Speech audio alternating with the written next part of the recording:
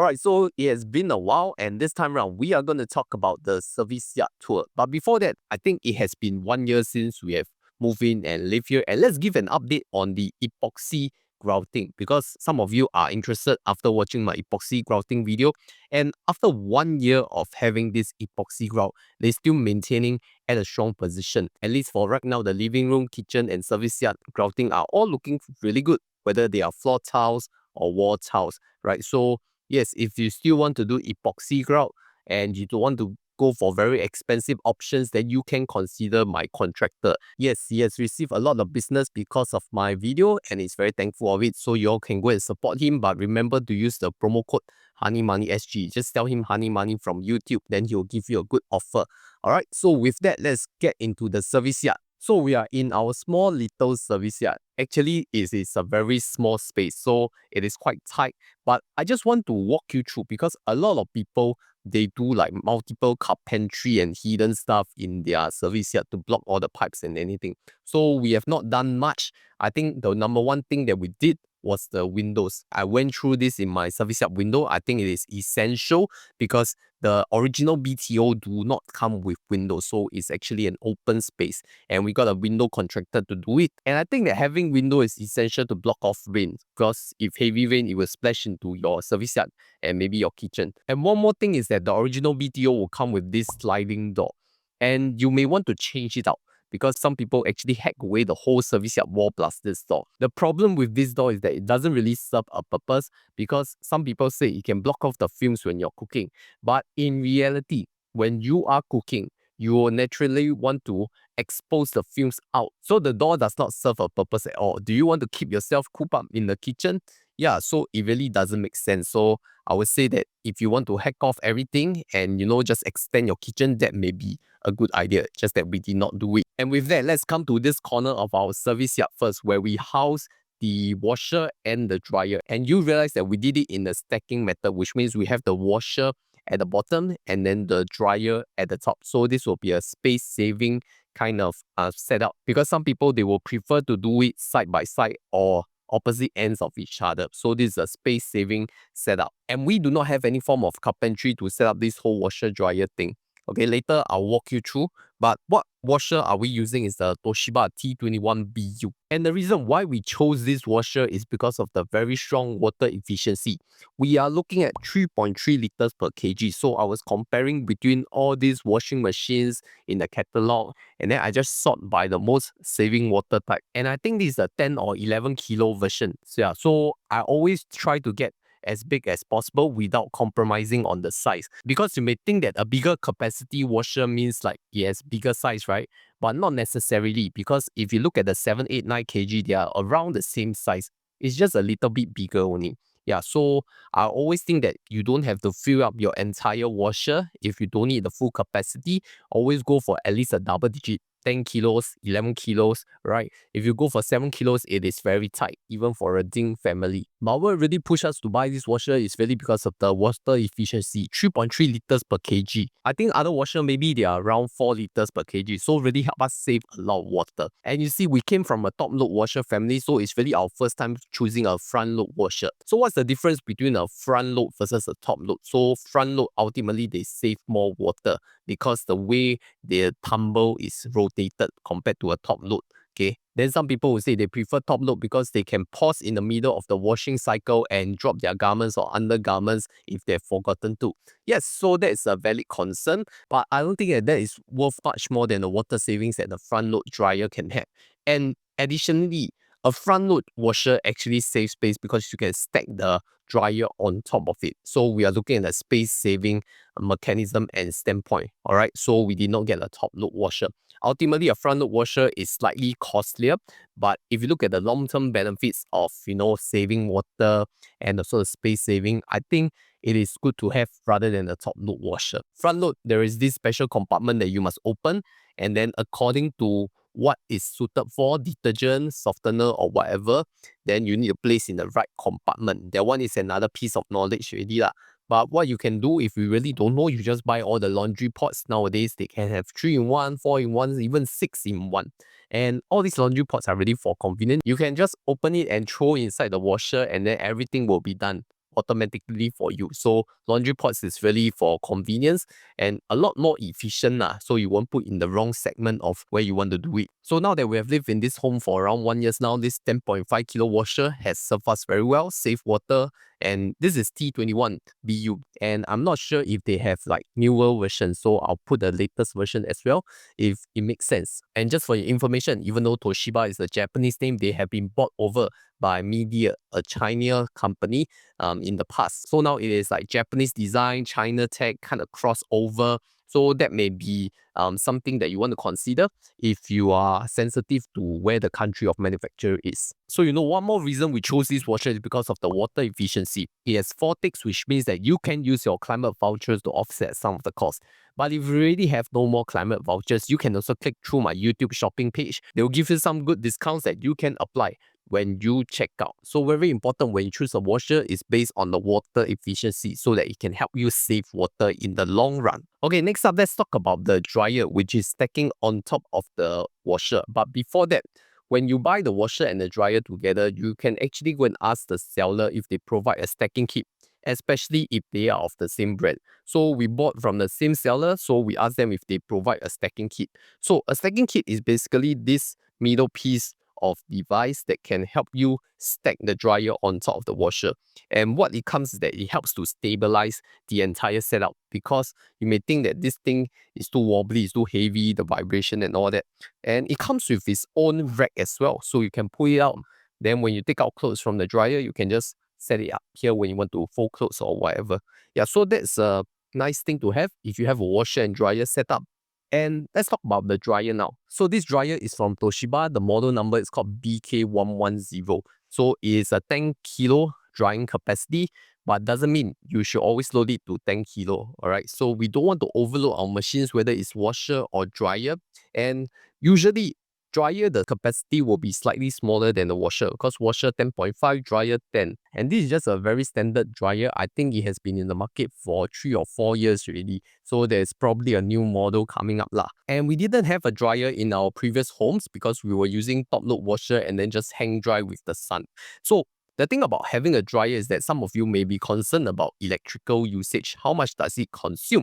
In fact, we chosen this dryer because of the 5 ticks efficiency, which also means you can use your climate voucher. And if you look at the overall cost, it's only $105 for the whole year for running this dryer on a regular basis. So $105 quite manageable, right? It's not as much as people think that dryer consumes a lot of electricity. And the thing about dryer is that not only helps you dry your clothes, but it helps you save time, right? You don't have to hang your clothes out to dry.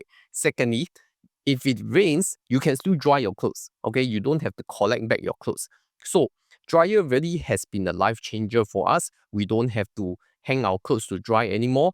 Okay, so that's space saving plus time saving plus convenience saving. And also, if it rains, you can still dry your clothes after washing your apparels. And one more thing about dryer is that after a few cycles, you need to clean the lint filter. So what is a lint filter? Is basically this thing. After you dry a few cycles, there will be some lint stuck inside and you need to clean it. Yeah, so you will need to clean it regularly, otherwise it will get stuck.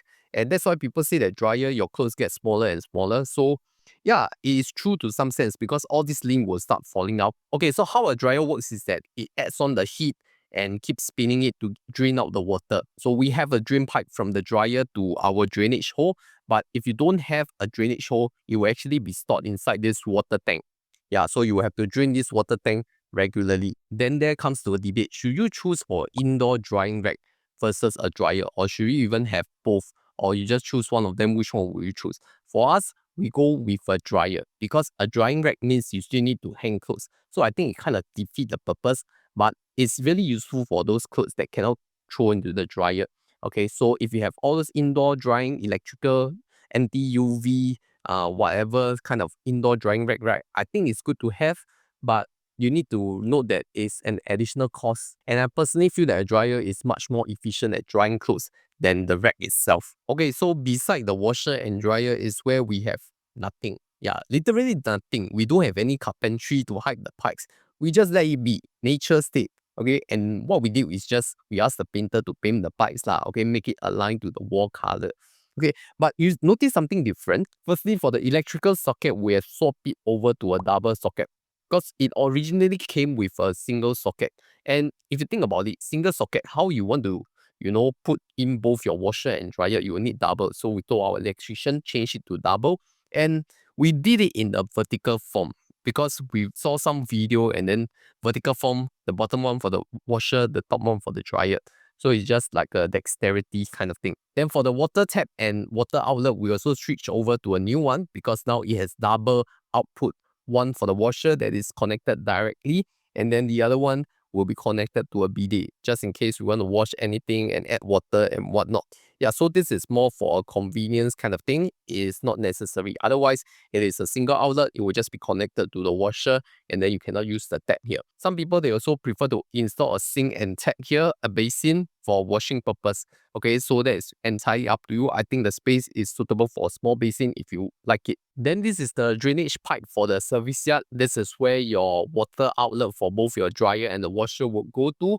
The thick one is the washer. That's when they drain the water.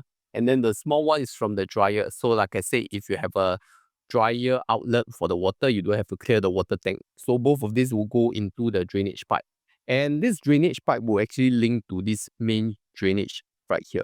Then of course we add a cover we brought from Shopee, yeah, just to cover up the excess, ensure that the insects don't come in and out of our drainage pipe. So there's just something home improvement that you can add it in if it suits your home setup. Okay, so we move on to our other side of the service yard, and literally we have nothing as well other than a painted wall. So we have added electrical double sockets both on the top and at the bottom because before we move in, we expected like we have quite a few appliances, and next time if we want to do some carpentry or add some furniture, we want to future proof this space. So we add on the electrical sockets first. But what we have done here is that we place our vacuum right here. This is the Dyson V12 Origin that we bought during sale. So you can get it at less than 600 now. So for Dyson, they have the flagship series and the Origin series. So the Origin series is like the more budget version, which we can afford. Okay, but if you want to get better deal, you can also click through the shopping page. I think they have some good deals. Now in the past, I mentioned before that I use all those $100, $200 handheld wireless vacuum or cordless vacuum. Now they don't really suck as well as Dyson, because Dyson can really keep all the hairs in, and it's really easy when you want to empty out the garbage. So I highly recommend Dyson. I'm sure a lot of you have used Dyson as well. So it's really worth the price tag. Okay, especially when you're coming from all those $100, $200 cordless vacuums, it's worth the upgrade. And it really makes you enjoy doing your housework. Because last time I thought that, must be very expensive, kind of 智商税, you just pay more for the brand image and whatnot, but the technology is really better, okay? And then this Dyson V12 Origin also comes with its own set of accessories. Like this is our standard pole with the vacuum. And then we have all these other small rollers, smaller kind of target where you want to vacuum and out. Then I think that is not lacking as well. But how do you actually make sure your cordless vacuum can stand? This is where you need to buy a vacuum stand as well. Because what the Dyson comes with, you will need to drill in the hole. So we don't want to drill any holes here. So we bought this vacuum stand from Shopee as well.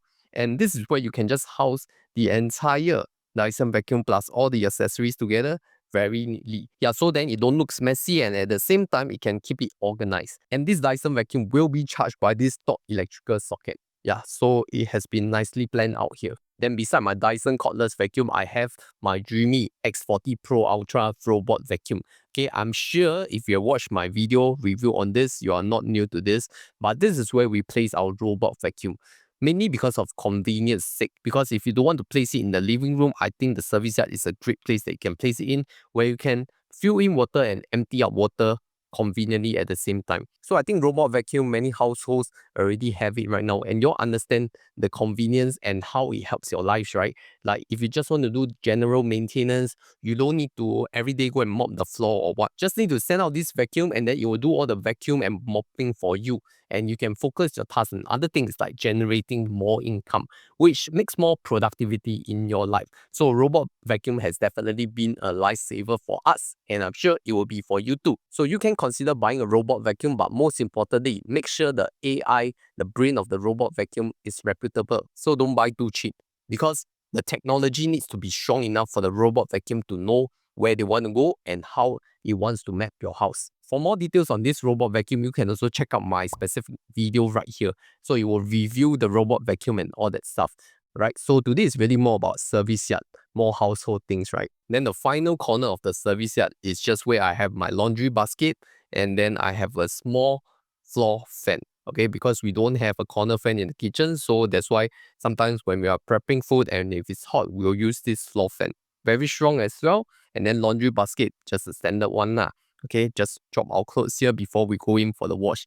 And we did not change our dryer rack. This is original from HDB. We call it the Marikita rack because it's like a flag raising ceremony every time you want to move up or move down the drying rack. Yeah, so that is about it for our service yard. Overall, we done very little. The only major move that we did was the service yard windows. That was part of renovation. And the rest of it, there were no works to it. It's only electrical appliance and whatever we buy here and install the electrical sockets lah. So it's really very minimalistic. We did not do an indoor drying rack because we did not see the purpose after having a dryer. But if you want to do both, that is entirely up to you. Yes, so if this service yard tour really helped you plan out how you want to do your service yard, in fact, or the lack of it, the minimalism ideas that you like, I know that it's not like any other house tour, you know, they have so nice things hiding everything. Yeah, we don't need to hide. We just need to keep it organized. I think that is what minimalist is all about. And if you want to support the channel, you can click on any of these shopping links located right at the description of the video so you can get some discounts when you buy all these items from YouTube Shopping or Shopee. Also, you can click my interactive brokers link or scan the QR code here if you just want to show some support. You don't have to sign up. It's just one of the online brokerages services that I use to invest and manage my investments and build wealth the long term for early retirement. So far, we have touched on the living room, the kitchen, and the service yard. So our next home tour is probably in the toilets already, our 2 toilets. Yes, so I know the updates is getting quite slow because we are not like home improvement or household YouTubers. Yeah, so yeah, be patient. I will release the video when I can. And hopefully this will keep you stay tuned. And meanwhile, if you haven't checked out my kitchen tour where I went through everything in this kitchen, you can check out in this video right here.